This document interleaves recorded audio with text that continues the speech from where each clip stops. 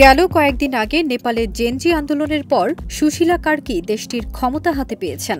সামনে নির্বাচন আয়োজন, অবকাঠামো পুনর্নির্মাণ ও ভূ রাজনৈতিক চ্যালেঞ্জ মোকাবেলায় কার্কি সরকারের প্রধান কাজ হয়ে উঠেছে। এরই মধ্যে অন্তর্বর্তী সরকার ক্ষমতার সময়কাল নিয়ে খোলাখুলি কথা বলেছেন তিনি। এলএমই সার্টিফাইড বিশ্বসেরা কপারে তৈরি ওয়ালটন কেবলস, যা আপনার স্থাপনাকে রাখবে সব সময় নিরাপদ। তিনি জানান, আগামী ৬ মাসের মধ্যে সুষ্ঠু নির্বাচন আয়োজন করে দায়িত্ব থেকে সরে যেতে চান তিনি। সংবাদ মাধ্যম বিবিসি নেপালি সার্ভিসকে দেয়া প্রথম সাক্ষাৎকারে তিনি একথা জানান। সুশীলা কার্কি দায়িত্ব নেয়ার পর প্রথমবার গণমাধ্যমে কথা বলেন। তিনি জানান, নির্বাচন কমিশনকে সক্রিয় করার কাজ শিগগিরই শুরু হবে।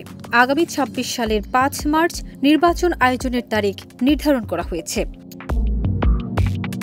কার্কি বলেন, ভোটার তালিকা হালনাগাদ করাই এখন সবচেয়ে বড় চ্যালেঞ্জ। তার দাবি, দিনরাত কাজ করলে ৬ মাসের মধ্যেই তা সম্পূর্ণ করা সম্ভব। তিনি বলেন, যেদিন আমি ক্ষমতা হস্তান্তর করব সেদিন থেকেই আমি মুক্ত। অন্তর্বর্তী সরকারের উপর সাধারণ মানুষের চাপ অনেক বেশি বলে উল্লেখ করেন সুশীলা কার্কি। তিনি প্রতিদিন অন্তত ১৮ ঘণ্টা কাজ করার অঙ্গীকার করেছেন।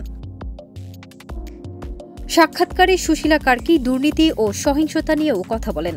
জেনজি প্রজন্মের আন্দোলন চলাকালে হত্যাকাণ্ড ও সহিংসতার ঘটনার তদন্তের আশ্বাস দেন তিনি। পাশাপাশি আগের সরকারের ব্যাপক দুর্নীতির অভিযোগ তদন্ত করতেও প্রতিশ্রুতিবদ্ধ তিনি। তিনি জানান, প্রথমেই ১০ থেকে ১১ জন সদস্যের একটি মন্ত্রিসভা গঠন করা হবে। দুর্নীতির ধরন ও আকার বোঝার পর তদন্ত শুরু করা হবে। তার আশা, পরবর্তী সরকারও এই তদন্ত এগিয়ে নেবে।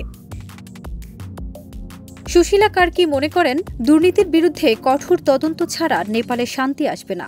তাই দায়িত্বে থাকা অবস্থায় এই কাজ শুরু করতেই তিনি দৃঢ় প্রতিজ্ঞ।